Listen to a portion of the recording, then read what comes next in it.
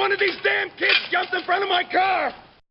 Alright, so I was in the mood for watching a comedy a couple weekends ago, and I wanted to watch the other two Monty Python movies that I hadn't seen. So I own Monty Python and the Holy Grail. It's the first movie that the Monty Python troupe did. If you don't know, Monty Python is a comedy group from Britain, mid-70s, mid-70s to 80s, I suppose.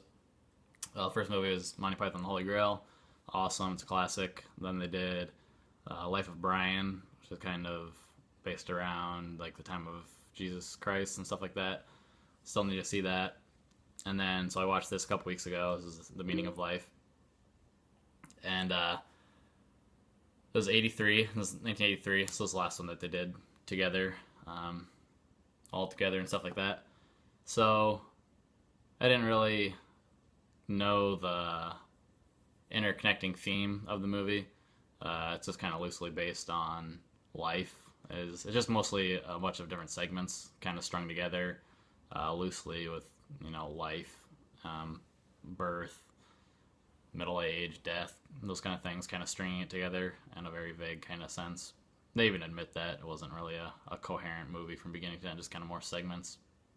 But I did like the very opening of the movie. It's very Gilliam-esque, meaning you can definitely tell that Terry Gilliam directed it. It's deals with the business building turning into like a pirate ship, and then it goes after other buildings, so it's kind of comparing business to war. And it's like Brazil, if you've ever seen Brazil. Very much looks the same, so you watch it right away, you're like, okay, Terry Gilliam did this. And just reading about that, the information on it was kind of interesting. They never told him to stop, so he just kind of kept filming. That's why it starts the movie, actually. There's another part in the middle of the movie, they're connected, and he just kept making the film. I like that part, that was really interesting, and you kind of see the early beginnings of Terry Gilliam's filmmaking with that. Like I said, there's a bunch of different segments. One of the doctors is probably the funniest. Well, it's funny, it's short, really short, but funny. And then some of the more memorable ones are, there's the one with the fat man. This hugely fat guy comes into a restaurant and just super disgusting, and he gets overfed, and he's like throwing up all over the place, and it's like super disgusting and disturbing, but it's really funny at the same time. Mostly because of John Cleese. It's really funny.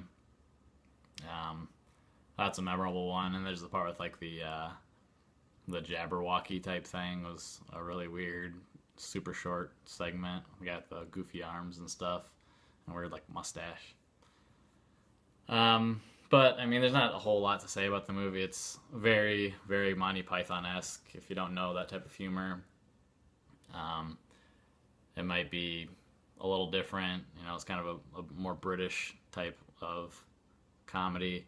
If you do like it, you'll like this, of course. I mean, it's not a big coherent film, like I said, with like Monty Python, The Holy Grail, or Life of Brian. Those are just kind of more coherent stories from beginning to end. This is just segments kind of put in there.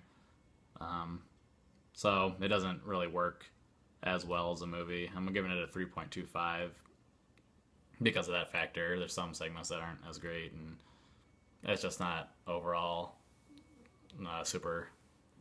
super entertaining movie. But for different segments, might as well just throw it on, watch a couple, and you can always turn it off in the middle. You don't have to watch it from beginning to end or anything like that. So yeah, like I'd mentioned, other movie connections. There are other movies. I've already mentioned those a couple times, and that's all I'll really say about it.